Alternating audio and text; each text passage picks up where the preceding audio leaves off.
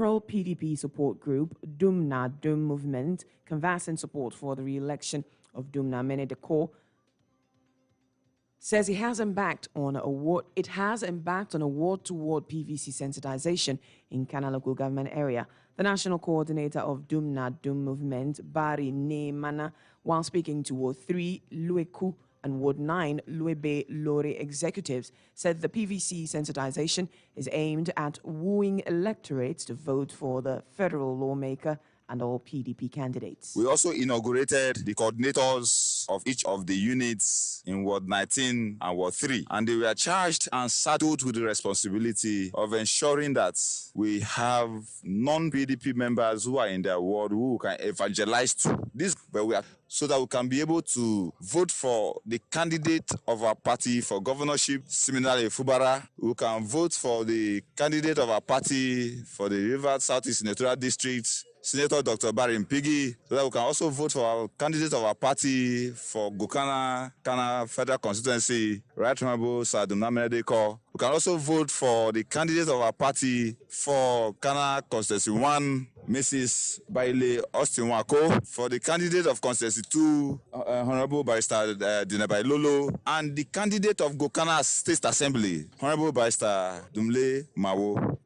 The national coordinator of Dumna Dum Movement, Bari Neemana, however, appealed to registered voters who are yet to pick up their PVCs to go to the INEC office in Bori and collect their PVCs. Okay, by the directives of the INEC, the PVCs are already at the INEC office in the council secretariat. So it is advised that all those eligible voters whose PVC are ready should go to the council secretariat to obtain their PVCs from the INEC office as soon as possible. In his acceptance speech, the coordinator Ward 3 Dumna Dum Movement, Elvis Touane, said the newly inaugurated executives will deliver on their mandate.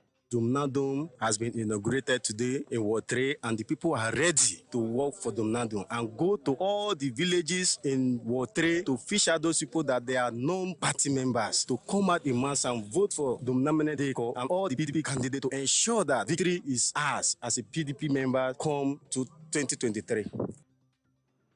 A chieftain of the All Progressives Congress in River State, Tony Okocha, says attempts are being made to unite the party ahead of the 2023 general elections in the state. Tony Okocha, who said this during an interview with our correspondent, said the aim is to strengthen the party to deliver its candidates in the elections. Tony Okocha explained that the peace pact was necessary if the party intends to win the 2023 general elections in the state. Hitherto, in the state, we've had two factions of the party, and it's been eating so badly into our fabrics that the center no longer holds. So we have felt that for presidential election and maybe the governorship election going forward, that we need for us to work in harmony and work in synergy to be able to deliver our candidates. And that's what business some of us are into. Business of harmonizing, harnessing every interest and coalescing all into one to form a formidable goal. So that's why we're.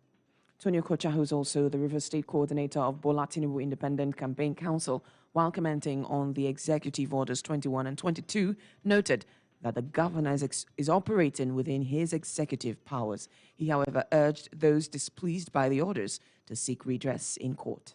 If you are saying that it is the governor is acting ultra vires his powers, I will agree with. But if you say that an order or a law that is made by the state government, you can just by public opinion dismiss it. No, it doesn't work. You test the veracity of that. Within the powers provided to the office of the governor by the Constitution of the Federal Republic of Nigeria, the governor has not done anything wrong. He's within his powers. Now, whether his powers or what he has done is consistent with other sections of the Constitution is what the courts alone can interpret. That's why you have the courts.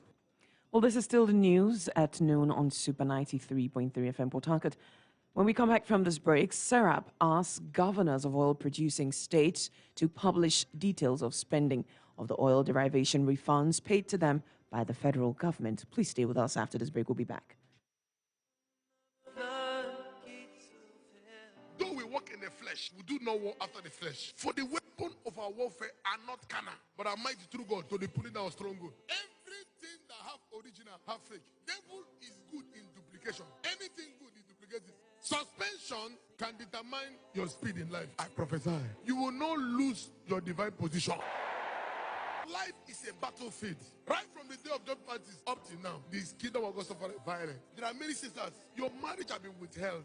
He wants to marry you, but there are forces that have tied him down. That helper wants to help you, but he cannot help because they have been withheld in the spirit realm. He wants to give you the contract. He wants to give you the promotion. Let me tell you, many things that happen in the physical has already happened in the spirit realm. Today, any hand suspending your admission letter, suspending your marriage, suspending your contract, suspending your promotion, that hand shall break today. OPM, Dr. Jesus in action. Dr. Jesus in action. God is here. Welcome back to the news on Super 93.3 FM Port Harcourt, and thank you so much for staying still. The Socio-Economic Rights and Accountability Project, SERAP, has urged the governors of the 9 oil-producing states in the Niger Delta region to publish details of spending of the oil derivation refunds of 625 billion naira recently paid to them by the federal government. The federal government recently paid 625 billion naira in oil derivation refunds to the governors of Abia, Akwa Ibom, Bayelsa, Delta, Edo, Rivers, Ondo, Imo, and Cross River states.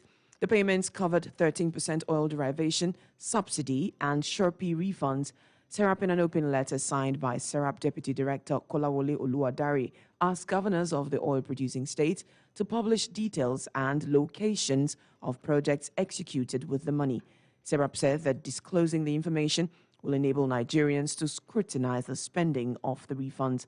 The letter noted that publishing the details of the oil derivation refunds would also promote transparency and accountability in the spending of public funds.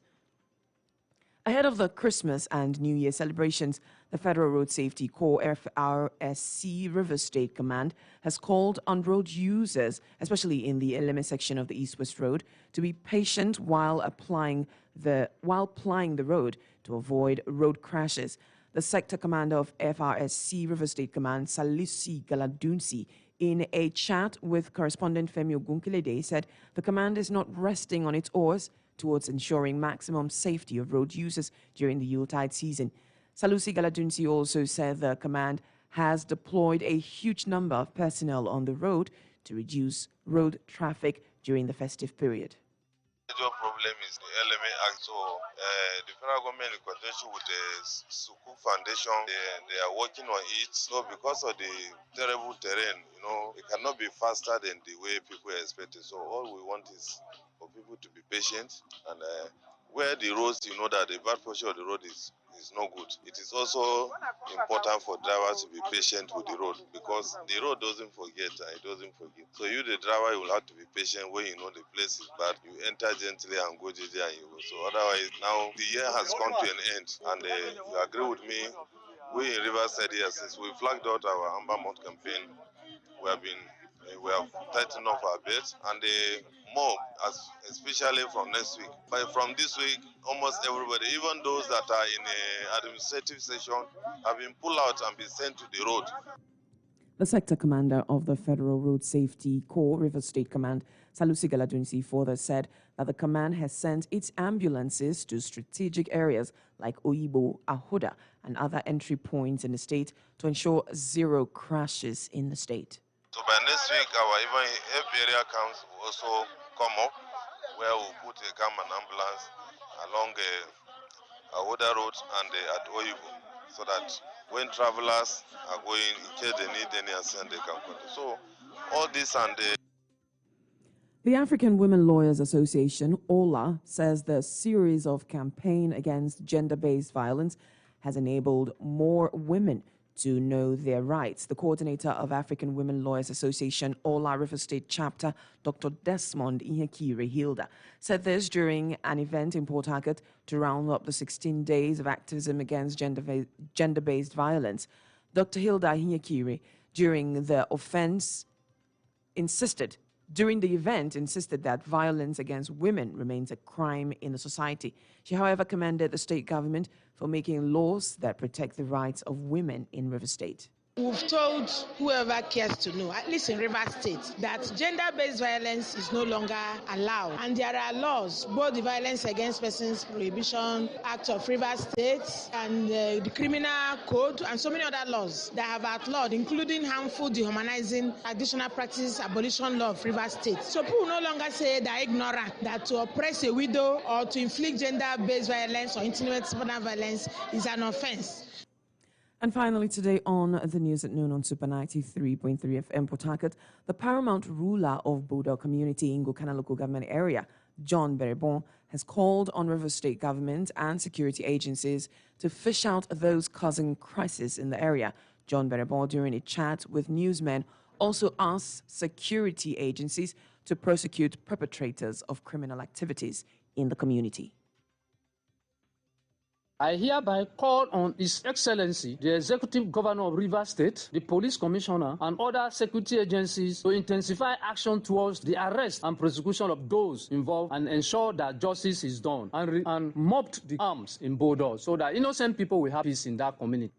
The paramount ruler of the Bodo community, King John Berebon, further denied allegations of diverting $3 million meant for community development. He noted that $3 million was not paid into the account of any individual. Yes, $3 million was paid to the Bodo Development Foundations for development project approved by SPDC. Drainage for approximately 3 kilometers has been completed in Bodo. Stone base has been applied on approximately 3.5 kilometers of the road in readiness for advertising. The $3 million was not paid into the account of an individual. Neither was it in the possession of anybody in Bodo community. Therefore, they cannot accuse anybody of keeping community money. It is also wrong to involve non-indigenous of Bodo community in this case. For the record purpose, we are ready to give account of the fund, and the road project speaks for itself. The fund is not the cost of the actions, murder and arson going on in the community. The money has not been paid. And that's it on the news, brought to you by Super 93.3 FM Port Harcourt. Before we go, here's a quick look at the headline of our major stories today. Governor Nyesom Wike says the agitations for the Muslim ticket should not be a yardstick to return power to the north. SDP governorship candidate in River State, Magnus Abe, says he will give the traditional institution its right place if elected in 2023. Accord governorship candidate Dumolulu Briggs promises to strengthen institutions in the state if he is elected. And SERAP asks governors of oil-producing states to publish details of spending of the oil derivation refunds made to them by the federal government. And that's the news. It was edited by Shegun Owolabi with the assistance of Ugochukwu Iwochukwu and produced by Ayi Tolofari. You can visit us on our social media platforms on Facebook, Twitter, Instagram, and YouTube, and that's Super FM PH. And don't forget to download our mobile app. It's Super FM Global. Download it from your Google Play Store and leave a message on Super 93.3 FM's page. Remember, every child is your child. Let us support inclusive education. Good afternoon. Thank you for listening.